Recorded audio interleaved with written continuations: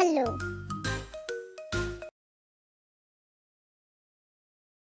പണ്ട് ഒരു പുൽമേട്ടിൽ കഠിനാധ്വാനിയായ ഒരു ഉറുമ്പും മടിയനായ ഒരു പുൽച്ചാടിയും താമസിച്ചിരുന്നു. അപ്പോൾ വേനൽക്കാലമായിരുന്നു. സൂര്യപ്രകാശമുള്ള ദിവസങ്ങൾ. കിളികൾ ചിലച്ചുകൊണ്ടിരുന്നു. നിറയെ പൂക്കൾ. ഉറുമ്പ് ഉത്തരവാദിത്തമുള്ളതിനാൽ ശൈത്യകാലത്തേക്ക് ഭക്ഷണം ശേഖരിക്കുന്ന തിരക്കിലായിരുന്നു. എല്ലാ ദിവസവും അവൻ അതിരാവിലെ എഴുന്നേൽക്കുകയും ചെറുധാന്യങ്ങൾ മുതുകിൽ കയറ്റി തൻ്റെ വീട്ടിൽ സൂക്ഷിക്കുകയും ചെയ്തുകൊണ്ടിരുന്നു. ഉറുമ്പ് വിശ്രമമില്ലാതെ പണിയെടുക്കുമ്പോൾ പുൽച്ചാടി അടുത്തുള്ള ഇലയിലിരുന്ന് തൻ്റെ ഫിഡിൽ വായിക്കുകയും ആഹ്ലാദത്തോടെ പാടുകയും ചെയ്തുകൊണ്ടിരുന്നു. ചെറിയ ഉറുമ്പായ നീ എന്തിനാണിങ്ങനെ പണിയെടുക്കുന്നത്? ഈ മനോഹരമായ ദിവസങ്ങളിൽ എൻ്റെ കൂടെ വന്ന് വിശ്രമിക്കൂ. ഇപ്പോൾ ധാരാളം ഭക്ഷണമുണ്ട്, വിഷമിക്കേണ്ടതില്ല എന്ന് പുൽച്ചാടി ഉറുമ്പിനോട് പറഞ്ഞു. ജോലി ചെയ്ത് ക്ഷീണിച്ചെങ്കിലും പുൽച്ചാടിയെ നോക്കി പുഞ്ചിരിച്ചുകൊണ്ട് ഉറുമ്പ് മറുപടി പറഞ്ഞു, നീ എന്നെ ക്ഷണിച്ചതിന് നന്ദി. എന്നാൽ ഞാൻ ജോലി തുടരണം. ശീതകാലം ഉടൻ വരും. ഭക്ഷണമൊന്നും ഉണ്ടാകില്ല. ഞാനിപ്പോൾ തയ്യാറാക്കിയില്ലെങ്കിൽ പിന്നീട് ഭക്ഷണം ഉണ്ടാകില്ല.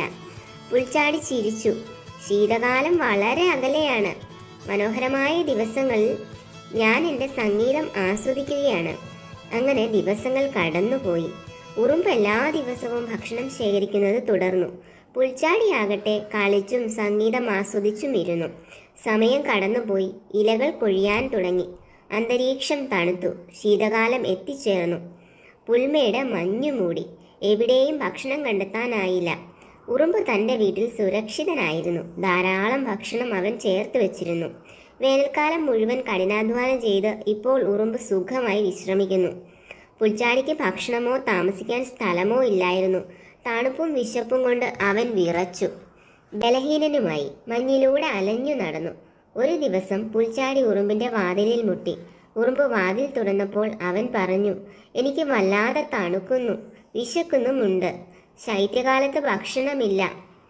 നിങ്ങൾ ചെയ്തതുപോലെ ഞാൻ തയ്യാറാക്കിയില്ല. ഉറുമ്പിന് പുൽച്ചാടിയോട് സഹതാപം തോന്നിയെങ്കിലും അവൻ പാഠം മനസ്സിലാക്കണമെന്ന് ആഗ്രഹിച്ചുകൊണ്ട് പറഞ്ഞു, നിങ്ങൾ പാടുകയും കളിക്കുകയും ചെയ്യുമ്പോൾ ഞാൻ വേനൽക്കാലം മുഴുവൻ കഠിനാധ്വാനം ചെയ്തു. പക്ഷേ ദയ കാണിക്കുന്നതിനാൽ ഞാൻ എൻ്റെ ഭക്ഷണം നിനക്കു തരാം. അടുത്ത വർഷം ജോലിയുടെ സമയമാകുമ്പോൾ ജോലി ചെയ്യാൻ ഓർമ്മിക്കുക. അതിനാൽ ശീതകാലം വരുമ്പോൾ നിങ്ങൾ തയ്യാറാകും. പുൽച്ചാടി ഉറുമ്പിനോട് നന്ദി പറയുകയും ഭാവിയിൽ കൂടുതൽ ഉത്തരവാദിത്തം കാണിക്കുമെന്ന് വാഗ്ദാനം ചെയ്യുകയും ചെയ്തു. അവർ ഒരുമിച്ച് ഭക്ഷണം കഴിച്ചു. അങ്ങനെ പുൽച്ചാടി ഒരു പാഠം പഠിച്ചു. ജോലിക്ക് ഒരു സമയമുണ്ട്, കളിക്കാൻ ഒരു സമയമുണ്ട്. ഭാവിയിൽ തയ്യാറെടുപ്പ് പ്രധാനമാണ്. എല്ലാം എളുപ്പമാണെന്ന് തോന്നുമെങ്കിലും കഠിനാധ്വാനം ചെയ്യുകയും ഭാവി ആസൂത്രണം ചെയ്യുകയും ചെയ്യേണ്ടത് പ്രധാനമാണ്. പണ്ട് പണ്ട് കിങ്ങിണിക്കാട്ടിൽ ശക്തനായ ഒരു സിംഹരാജാവുണ്ടായിരുന്നു. ഒരു ദിവസം ഉച്ചതിരിഞ്ഞ് സിംഹം നീണ്ട വേട്ടയാടലിന് ശേഷം വിശ്രമിക്കാൻ കിടന്നു.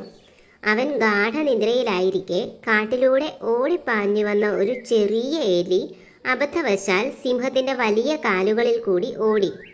ഞെട്ടി ഉണർന്ന സിംഹം മൂർച്ചയുള്ള നഖങ്ങൾക്കടിയിൽ ചെറിയ എലിയെ പിടിച്ചു. ശക്തനായ രാജാവേ, ദയവായി എന്നെ പോകാൻ അനുവദിക്കൂ, എലി അപേക്ഷിച്ചു.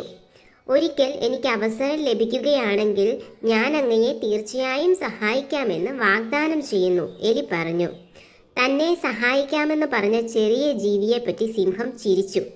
പക്ഷേ ഉദാരമനസ്കതയോടെ അവൻ ആ എലിയെ വിട്ടയച്ചുകൊണ്ട് പറഞ്ഞു, എന്നെ സഹായിക്കാൻ നീ വളരെ ചെറുതാണ്, പക്ഷേ ഞാൻ നിന്നെ ജീവിക്കാൻ അനുവദിക്കും. കുറച്ചു ദിവസങ്ങൾക്ക് ശേഷം സിംഹം കാട്ടിലൂടെ കറങ്ങി നടക്കുമ്പോൾ നേരെ ഒരു വേട്ടക്കാരൻ്റെ കെണിയിലേക്ക് നടന്നു. ഒരു വലിയ വല അവൻ്റെ മേൽ വീണു. എത്ര ശ്രമിച്ചിട്ടും അവന് രക്ഷപ്പെടാൻ കഴിഞ്ഞില്ല. അവൻ സഹായത്തിനായി വിളിക്കുമ്പോൾ അവൻ്റെ ശക്തമായ ഗർജനം കാട്ടിൽ പ്രതിധ്വനിച്ചു. സിംഹത്തിൻ്റെ ഗർജനം കേട്ട് ചെറിയ എലി സംഭവസ്ഥലത്തേക്ക് ഓടിച്ചെന്നു. വലയിൽ കുടുങ്ങിയ സിംഹത്തെ കണ്ടപ്പോൾ എലിക്ക് താൻ ചെയ്ത വാഗ്ദാനത്തെക്കുറിച്ച് പെട്ടെന്ന് ഓർമ്മ വന്നു. ഒരു നിമിഷം പോലും പാഴാക്കാതെ എലി വലയുടെ കയർ ഓരോന്നായി കരണ്ടു മുറിച്ചു തുടങ്ങി. അങ്ങനെ ഓരോ കയറുകളും എലി കടിച്ചു മുറിച്ച് അവസാനം സിംഹം സ്വതന്ത്രനായി. ചെറിയ എലി തൻ്റെ ജീവൻ രക്ഷിച്ചതിൽ അത്ഭുതത്തോടെ സിംഹം എഴുന്നേറ്റു. നന്ദി സുഹൃത്തേ, ഏറ്റവും ചെറിയ ജീവിക്ക് പോലും ഏറ്റവും വലിയ സഹായം ചെയ്യാൻ കഴിയുമെന്ന് എനിക്കിപ്പോൾ മനസ്സിലായി, സിംഹം പറഞ്ഞു. അപ്പോൾ എലി പുഞ്ചിരിച്ചുകൊണ്ട് പറഞ്ഞു, ഏറ്റവും ചെറിയ ദയയുള്ള പ്രവൃത്തി പോലും വലിയ മാറ്റമുണ്ടാക്കും. അന്നു മുതൽ സിംഹവും എലിയും ഉറ്റ ചങ്ങാതിമാരായി. മറ്റുള്ളവരെ വില കുറച്ച് കാണരുതെന്ന് സിംഹം പഠിച്ചു. ചെറിയ ജീവികൾക്ക് പോലും വലിയ കാര്യങ്ങൾ ചെയ്യാൻ സാധിക്കുമെന്ന് എലിയും മനസ്സിലാക്കി.